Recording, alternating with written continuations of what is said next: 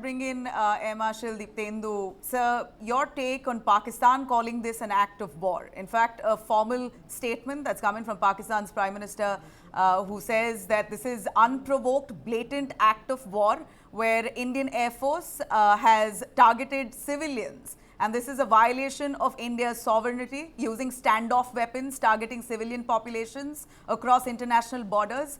These are strong words that Pakistan has used, of course, posturing internationally as well. It will now try to lap up all the sympathy it can possibly get from across the world.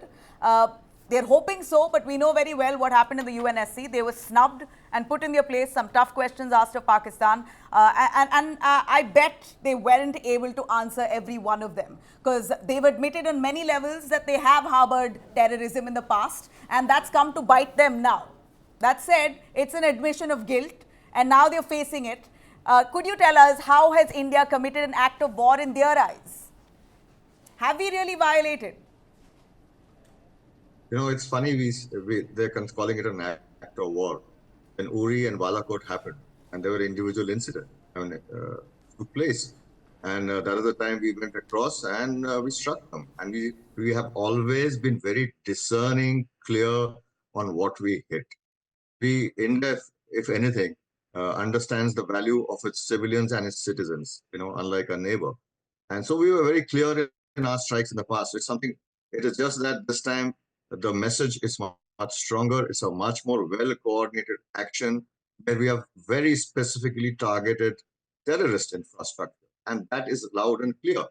Obviously, Pakistan will now trying to bring in a lot of collateral into this to try and, the media must be, an information war must be an overdrive, that how we would have hit schools and things like that. This is just the beginning.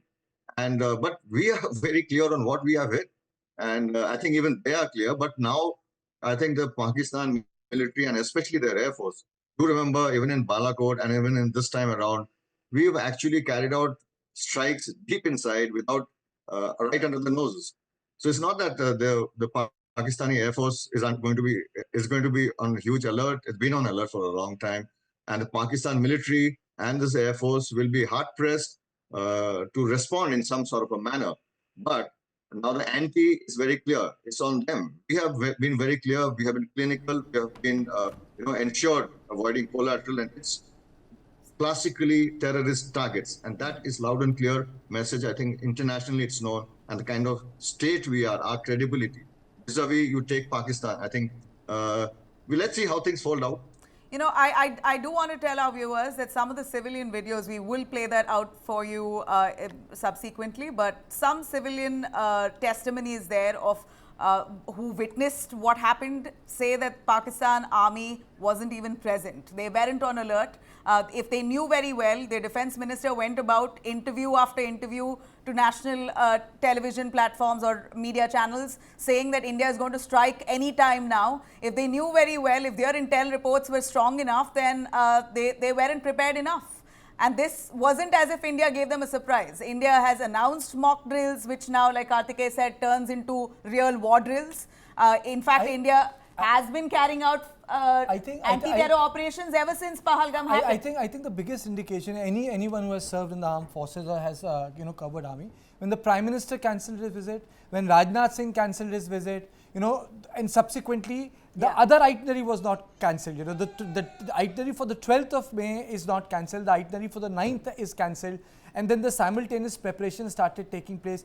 That these 244 districts were actually identified in an exercise in 2010. And subsequently, every second year, these itineraries were updated, because you just don't go and announce a mock drill and say, well, these 244 districts will do it in the next 48 hours. You need infrastructure, you need people, you need designated school, you need volunteers to do that, because not only you do it, but you demonstrate it to other people, which people watch it on their mobile phones. So it's a very different thing. People would understand that it's not 1971 where you only require sirens to be aware of the fact that there is a fight that is going to take place. You have mobile phones today. You have cellular data today. There are other ways in which people can be informed to take shelter. Yeah. The Ukraine war or the tension in the Taiwan Strait or the Gaza operations of Israel has actually reshaped the way we look at war. AI is very powerfully used. We have loitering ammunition that is being used. The drones are in operation. So the battlefield has changed for India completely. Yeah. It is not 1965, it is not 1971, because what we have done tonight, we have actually also demonstrated our technology aspect also. It's not like 1971. Today the war is fought on technology. For example, Israel was picking 150 targets every day to hit Gaza. Why? Because they were using AI. 10 years ago, they were only picking 3 targets to hit Gaza when the early war had taken place during their occupation of Lebanon, because they were dependent on human. Now the tech part has become so strong, enabled with AI, that you can just pick up the targets. Now, right now, what is important is that, and this is to all our viewers, we are playing deferred visuals, one, as per the guidelines of the government. No operational information is being shared with our, with our viewers, because India is in state of preparedness for any response. Third, we are ensuring no information, disinformation, especially from the side of the Pakistan, makes it on Indian air, because Pakistan is indulging in a mass misinformation campaign, because they are claiming things which are not true. They have given quotes to international dailies like New York Times and Guardian. Third, we are making sure that we will go by the official release of the Government of India. So our discussion, our conversation with me, both and Nabila, might sound bland to you, but it is correct. It might sound bland to you, but we will not give in to the Pakistani propaganda. It might be simple, but we will not go wrong. We will not misinform. We will not be used. We will stay united. And our purpose is to ensure that through our conversation and this special program with me and Nabila, the mood of the nation remains high, and our respects to the Indian Armed Forces. But I should say, Jai Hind.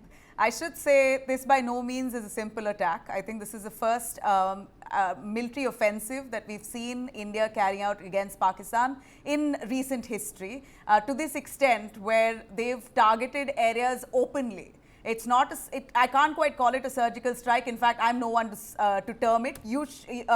Air Marshal, would you like to step in, or Dr. P.K. Mishra, would you like to say what exactly is this strike? Is it a surgical strike or a direct upfront attack? Yeah, no, sorry. Yeah, P.K. Mishra, please go on, sir. It is an integrated attack. You see the Uri surgical strike that was planned more or less by Indian Army. Come to Balakot, and there was only one target. Come to Balakot, one target, planned by Indian Air Force. Here you see, the planning was by Indian Army, Indian Air Force, and Indian Navy. All the three. And see the targets. 5 targets. 5 targets in POK and 4 targets in Pakistan, including Bahawalpur, well inside Pakistan territory and the headquarters of Jaish Mohammed and Lashkar-e-Toiba, and about 100 kilometers. 9 targets hitting.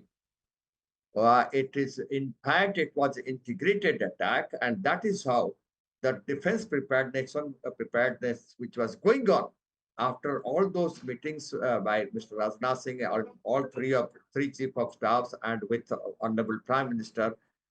In fact, it has come to light, and they have really retaliated well-coordinated attack on only jihadi training camps in Pakistan, where they were training jihadi militants. They've claimed that civilians have died, women have died, children have died. That's what one of their press releases say, that this is an act of war because India has targeted civilians, women, children have died. This is Pakistan's version. Very correct. About 300 of civilians died, and our 10 of Air Force planes were grounded. They have to show the dead bodies of those civilians and the aircrafts of Indian Air Force which were brought down by Pakistan. It is all propaganda of Pakistan. It is a propaganda by Pakistan media. They want to show to world arena that India has attacked and India is an aggressor. But mostly Donald Trump, Mr. Putin, United Nations Security Council, everyone they know, and even the UK also, they know India has retaliated and correctly, and it was justified attack, justified retaliation by Indian defense forces.